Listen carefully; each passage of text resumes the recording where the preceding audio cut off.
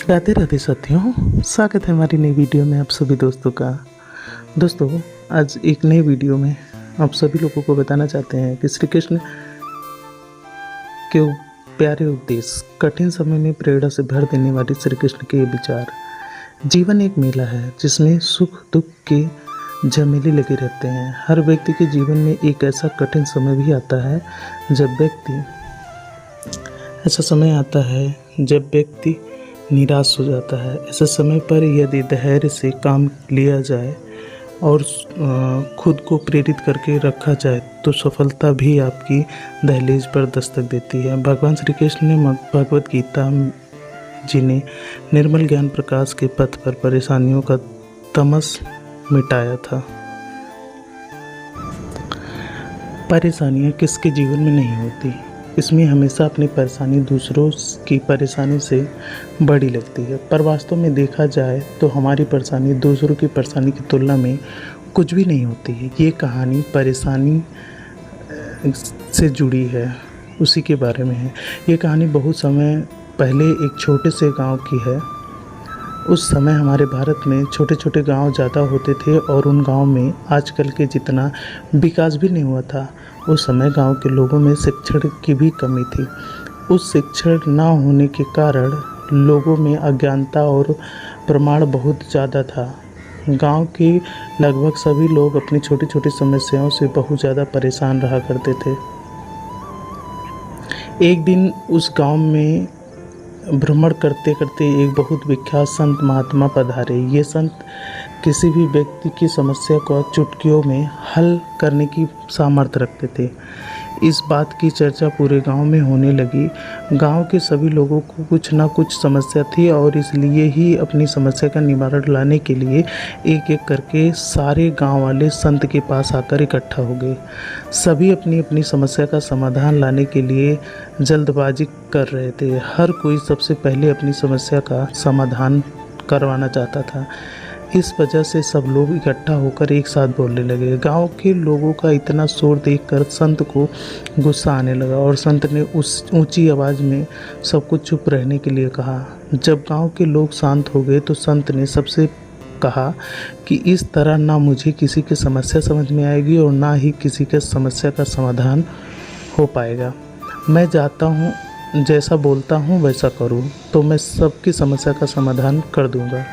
संत की बात सुनकर सारे गांव वाले खुश हो गए। संत ने कहा कि जब अपनी अपनी समस्याएं कागज़ में लिख कर लेकर आओ, इस टोकरी में रख दो। संत ने जैसा कहा था ठीक उसी तरह बिल्कुल वैसे ही सभी ने अपनी अपनी समस्या पर्ची में लिख कर उसी टोकरी में डाल दी। इसके बाद संत ने सभी को उस टोकरी में से एक एक पर्ची उठाने के लिए कहा और अपनी शर्त बताते हुए कहा, मैं आप सभी की समस्या का हल कर दूंगा, पर बदले में सबको किसी भी एक व्यक्ति की समस्या का हल करना होगा जो उसकी समस्या से छोटी हो। गांव के सभी लोगों ने टोकरी में से एक एक पर्ची उठाई और उनमें लिखी समस्या पढ़ने लगे। हर एक गांव वाले का चेहरा देखकर साफ पता चल रहा था कि उन्होंने जो भी समस्याएं पढ़ी है वो उनको अपनी समस्या जितनी है उससे भी बड़ी लग रही थी, क्योंकि वो सभी आपस में पर्चियां बदल बदल कर समस्याएं पढ़ रहे थे। 1 घंटे से भी ज़्यादा समय बीत गया, तब सभी ने संत को अपनी अपनी पर्चियां दिखाते हुए कहा कि महात्मा, हम समझ गए हैं कि हमारी समस्याएं केवल हम ही हल कर सकते हैं, इसलिए हम अपनी खुद की पर्ची लिखी हाथ में पकड़े हुए हैं और अब हम स्वयं ही इनका निवारण करेंगे। परेशानियां किसके जीवन में नहीं होती। हमें हमेशा अपनी परेशानी दूसरों की परेशानी से बड़ी लगती है, पर वास्तव में देखा जाए तो हमारी परेशानी दूसरों की परेशानी की तुलना में कुछ भी नहीं होती। रोने से कुछ नहीं होता, हमें रोने के बदले समस्याओं को डटकर सामना करना चाहिए। दोस्तों, तो सीखा आपने, इस तरीके से हम अपनी किसी भी समस्या का समाधान कर सकते हैं आसानी से। बस हमें पता नहीं होता है कि हमारी समस्याएं किन से छोटी और किन से बड़ी हैं।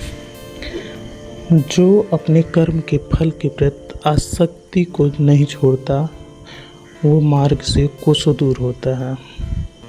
अपनी इच्छा शक्ति से अपने आप को नया आकार दें, अपने आप को कभी भी स्वेच्छा से नीचे ना होने दें। इच्छा ही आत्मा की एकमात्र मित्र है और इच्छा ही आत्मा का एक शत्रु। जिन्होंने खुद को जीत लिया उनके लिए इच्छा एकमात्र मित्र है, लेकिन यह उन लोगों का दुश्मन है जिन्होंने अपने भीतर आत्मा को नहीं पाया। सर्वोच्च वास्तविकता उन लोगों की चेतना में प्रकट होती है जिन्होंने खुद को जीत लिया। शांत मन में ध्यान की गहराइयों में आत्मा स्वयं को प्रकट करती है। स्वयं के माध्यम से स्वयं को देखकर एक आकांक्षी पूर्णता के आनंद और शांति की ओर जानता है। कोई भी जो अच्छा काम करता है उसका कभी बुरा अंत नहीं होगा, ना तो वह और न ही आने वाले युग में। गंभीर तपस्या और ज्ञान मार्ग से ध्यान श्रेष्ठ होता है। मुझ पर अपना मन लगाकर योग के माध्यम से स्वयं को अनुशासित करें। मैं उन लोगों के लिए हमेशा मौजूद हूँ जिन्होंने मुझे हर प्राणी में महसूस किया। माधव कहते हैं कि व्यक्ति जो चाहे बन सकता है यदि वह विश्वास के साथ इच्छित वस्तु पर लगातार चिंतन करे तो। जैसे वे मेरे पास आते हैं वैसे ही उन्हें ग्रहण करता हूँ। सभी पथ पार्थ मानव को मेरी ओर से आते हैं। इंद्रियों से मिलने वाला सुख अपने पहले तो अमृत जैसा लगता है, लेकिन अंत में यह विष के समान कड़वा होता है। जब ध्यान में महारत हासिल हो जाती है तो मन हवा रहित स्थान में दीपक की लौ की तरह अड़ित होता है। हे अर्जुन, तीनों लोकों में मेरे पाने के लिए कुछ भी नहीं है और ना ही कुछ ऐसा जो मेरे पास नहीं है। मैं अभिनय करना जारी रखता हूँ, लेकिन मैं अपनी किसी ज़रूरत से प्रेरित नहीं हूँ। कर्म मुझ पर इसलिए नहीं टिकते क्योंकि मैं उनके परिणामों से जुड़ा नहीं हूँ। जो लोग इसे समझते हैं और इसका अभ्यास करते हैं वे स्वतंत्र में